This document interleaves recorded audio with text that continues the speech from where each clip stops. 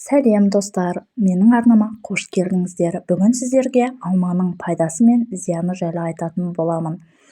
Алманың зиянды жағын білдіңіздер ме? Тым қарапайым сұрақ. Сіздердің бір ауыздан алманың пайдалы екендігін айтатындарыңызға сенімдіміз. Алайда диетолог мамандар алманың зиянды тұстарының бар екендігін естен шығармауға кеңес береді. Алманың құрамында С, В1, В2, Е дәрумендері мен марганец, калий, кальций, фосфор, натрий, мырыш бар. Алмадағы темір қан айналым жүйесіне өте қажет. Сондай-ақ онда жасұнықтың өте көп бөлігі бар. Алма бауыр, бүйрек, асқазан, ішек жолдарының жұмыстарын жақсартады, бет терісінің түсін жақсартады, жас әрі күтімді етіп көрсетеді. Холестерин мөлшерін азайтып, іш қатудың алдын алады, диареяны емдеп, иммундық жүйені нығайтады.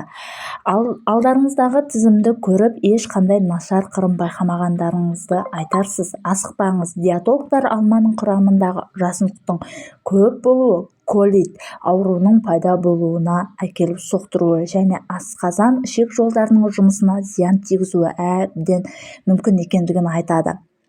Екіншіден, құрамындағы жеміс қышқылының шамадан тыс көптігі асқазандағы жараны ұлғайтып жіберу қаупі бар.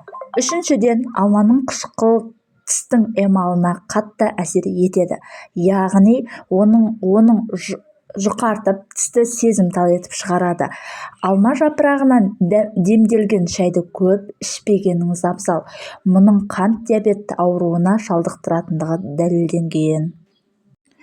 Алманың жер шарында бізге 36 түрі белгілі. Олардың 10-12-сі шаруашылықтың маңызы бар. Алма ағашы 20-100 жыл өмір сүреді.